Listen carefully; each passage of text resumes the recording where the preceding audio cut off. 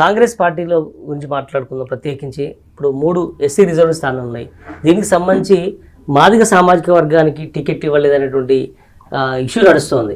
పెద్ద ఎత్తున గ్రామాల్లో కూడా చాలామంది దళితులు అనుకోవడం కావచ్చు, మీరు కూడా మొన్న మాట్లాడే స్వరం పెంచినటువంటి సందర్భం కావచ్చు. మీకేమనిపిస్తుంది, ఏం చెప్పదలుచుకున్నారు టికెట్ల విషయంలో?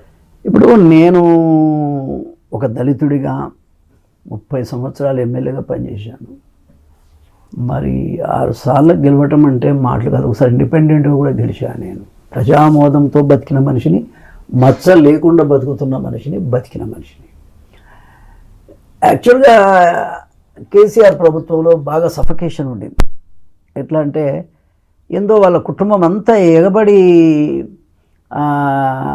మొత్తానికి ప్రజల కోసం కాకుండా వాళ్ళ కోసమే బతుకుతున్నారు అనేటువంటి అభిప్రాయం జనంలో వచ్చింది. దాని ఫలితంగా మరి జరిగిన పరిణామం మీకు తెలుసు. ప్రజలంతా తిరగబడటం, ఆ తర్వాత తెలంగాణ వచ్చిన తర్వాత ఏదైతే పేద ప్రజలు కోరుకున్నారో ఆ దిశలో ప్రభుత్వాన్ని నడపకపోవటం.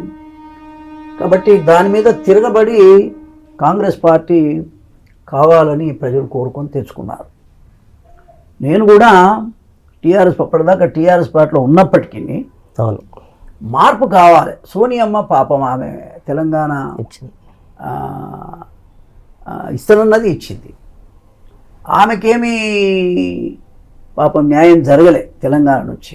కాబట్టి ఆమె కృతజ్ఞత భావంగా ఆమెకు ఒకసారి మనం సపోర్ట్ చేయాలనే ఉద్దేశం కింద నేను వాలంటీర్గా నేను బయటకు వచ్చి ఒక పక్క చంద్రబాబు నాయుడు అరెస్టును ఖండిస్తూనే మరొక పక్క ఈ రాష్ట్రంలో మార్పు జరగాల్సిన అవసరం ఉంది తప్పకుండా. ముఖ్యంగా ఎందుకంటే ఒకరొకరు మాట్లాడితేనే స్ట్రెంత్ అవుతుంది. అవును, దళిత వర్గాల నుంచి నేను మాట్లాడితే ఖచ్చితంగా కొంత ప్లస్ పాయింట్ అవుతుంది. ఎవరికైనా సరే నేను ఎటు మాట్లాడితే అటు అవుతుంది. అవును, అది నాకు తెలుసు. ఈ 30 సంవత్సరాలుగా నేను చేసిన సర్వీసెస్ నాకు తెలుసు, ప్రజలతో నాకున్న సంబంధాలు నాకు తెలుసు. కొంత ప్లస్ అవుతుంది. కాబట్టి నేను అవుట్ రైట్గా రేవంత్ రెడ్డి గారే మా తమ్ముడు, మేమంతా కలిసి పనిచేసిన వాళ్ళం. ఆయన నాయకత్వంలో ఖచ్చితంగా రేపు అధికారం వస్తుంది, ఆయనే ముఖ్యమంత్రి అని మొట్టమొదట ప్రకటించిన వాడు నేను. అవును, మనస్ఫూర్తిగా. ఆయన అంటే సరే కొన్ని చిన్న చిన్న భేదాభిప్రాయాలు ఉన్నాయి. ఒక తమ్ముని కింద భావించి కొన్ని మాటలు కూడా గతంలో కూడా అన్నటువంటి విషయాలు ఉన్నాయి. సరి చేసుకుంటే ఎప్పుడే మనుషులం కదా, తప్పులు జరుగుతూనే ఉంటాయి. సరి చేసుకుంటే వాళ్ళే మహానుభావులు అవుతారు. ఎవరైనా సరే సరి చేసుకున్నోడు ఎవడైనా మహానుభావుడు అవుతాడు. కాబట్టి నేను అంత ఓపెన్గా మా తమ్ముని దగ్గరికే నేను పోతా అని నేను వచ్చాను. కానీ అదే ఒక నిమిషం అదే తమ్ముడు తర్వాత ఒక నిమిషం అని చెప్పాను. నాకు ఎమ్మెల్యే టికెట్ కోసం కూడా తుంగతుర్తి నుంచి, మీరు కూడా తుంగతుర్తి నియోజకవర్గం తెలుసు నా గురించి మీకు. తుంగతుర్తి టికెట్ అడిగాను, గతంలో గెలిచాను అక్కడి నుంచి. నాకు టికెట్ కావాలని కూడా అడిగాను. సరే టికెట్ నాకు ఇవ్వకపోయినా నేను బాధపడలేదు. ఎందుకంటే ఆఫ్టర్ ఆల్ నేను 6 సార్లు గెలిచాను. ఎన్టీ రామారావు దయ వల్ల నేను అన్ని పదవులు అనుభవించాను. చూద్దాం, అయినా కూడా ఒక తమ్ముడి నేను ఆశీర్వదిద్దాం అనుకుంటున్నాను. ఇంత తొందర నేను వెనక్కి తగ్గటం మంచిది కాదు. ఖచ్చితంగా ఆయనకు నా సపోర్ట్ ఉండాలి. ఆయనకు ఇష్టం ఉన్నదా లేదా పక్కన పెట్టు.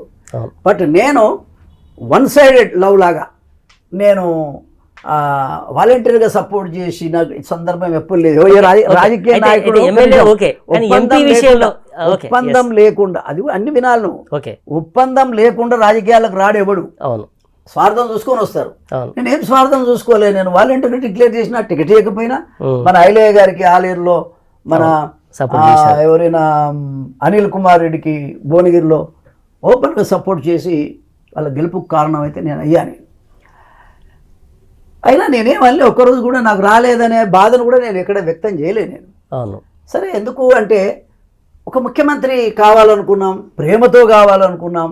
అవతల పక్షం సరిగా పనిచేస్తలేదు, ప్రజా వ్యతిరేకంగా తయారైంది. యువతల పక్షంగా ఒక యువకుడు వస్తే కొంత న్యాయం జరుగుతుంది. యువకుడు ఎప్పుడైనా మంచి ఆలోచిస్తారు అనేది నా అభిప్రాయం. మేమంతా యువకుడుగానే ఎమ్మెల్యే అయ్యాం కాబట్టి మంచి ఆలోచిస్తారు అనేది నా అభిప్రాయం. దాని కింద నేను ఓపెన్గా ప్రకటన చేసి